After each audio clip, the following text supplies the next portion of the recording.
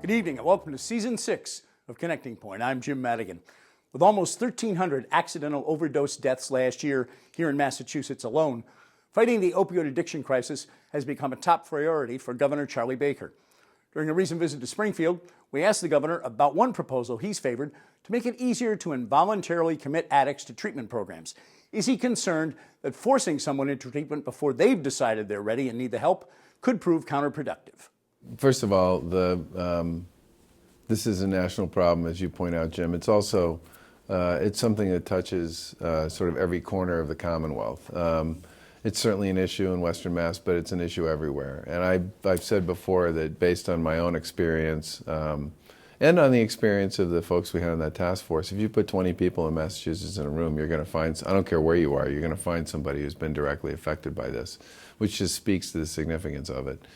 You're talking about more deaths last year from opioid overdoses than from gunshots and car accidents combined. And I think the issue with respect to involuntary commitment, so-called Section 35s, the issue there is you still got to get in front of a judge, and the judge has to make the call with respect to whether this is an appropriate decision or not. And that judge will make it based on the individual circumstances of every case. And my big issue is I would like to try to make the Section 35 process a little less of a prison process. Right now, all the only place we send people on Section 35s is Framingham, which is a prison for women. And so we're in the process of creating beds in our public health hospital system, which I believe if we do this well and do it right within a fairly short period of time, we should be able to put enough beds up in our public health hospital system so that people will actually get the treatment that they need if they get involuntarily committed. I think the real issue here is for some people, sure, they may not be ready and maybe they'll be ready the next time. But I've talked to too many people who've told me that until somebody sort of put them into treatment and took away the key and made it impossible for them to get out, they simply weren't able to deal with their own demons. And most importantly for me, I want to make this a treatment decision and not an incarceration decision, which is really what it's been here in the Commonwealth for a long time.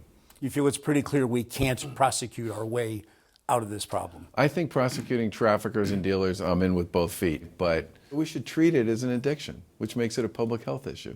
I really don't want to spend all our time on this kind of thing, but it is important. It appears now there's three big issues I talked about in my inaugural address. I mean, Absolutely. It's a big deal. Absolutely, and it's a somewhat different area, but there seems to be some significant momentum starting to build toward putting a marijuana legalization question on the 2016 state ballot. The Attorney General, Mayor of Boston, yourself, you've all spoken out against this. It does seem to be a national trend in some way, but you don't think it's a good idea. I've just talked to a lot of folks in the addiction community, and I've talked to a lot of folks in the health community. I've talked to a lot of people in education, and they've all basically said the same thing, which is that, first of all, the marijuana that people are smoking today is nothing like the marijuana that was around when I was in my 20s and 30s. It's far more powerful and far more potent. And secondly, for young people especially, there's a growing body of evidence that it has a negative consequence for their development, their intellectual development. And I get the fact that I may just be an old fuddy-duddy on this issue, and I'm glad that it's likely that it's going to end up before the voters. I think that's where the decision should be made, and we'll see what happens. But there's a lot of bipartisan opposition to this from a lot of different quarters, and I think that speaks to the fact that a lot of us have some real concerns about this. We do have the experiments in Colorado and Washington.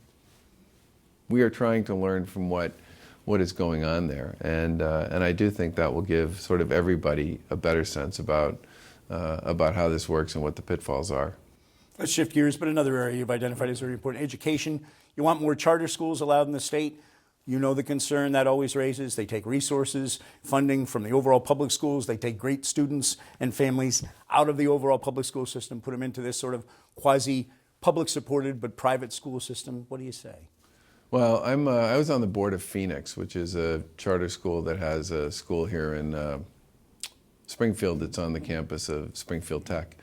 Phoenix only serves kids who have either dropped out of high school or are on the verge of dropping out. And And I spoke at their commencement a couple years ago, and every single kid who graduated, and was going on, by the way, to a 2-year and a 4-year school, all of them, every single one of those kids have been told they'd never graduate from high school, from their traditional schools. So the notion somehow that charter schools get all the best kids is baloney. And secondly, every study that's been done on this issue, and there have been many by independent bodies, Boston Foundation, Stanford University, others, has said that charter schools in Massachusetts, okay, I can't speak for any other part of the country, but the charter schools in Massachusetts, especially the ones operating in underperforming school districts, deliver a better product and a better outcome for the kids they educate than the traditional schools in their communities do. In addition to that, you have 37,000 kids on waiting lists to get into charter schools. Now, I got 3 kids. I'm a parent, right?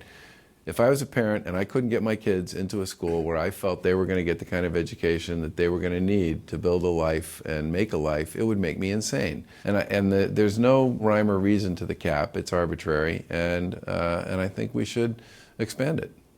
I feel I've got to at least touch on the 2016 presidential race in your Republican Party. Not going to mention any names at all. It's been amazing. It's been fascinating.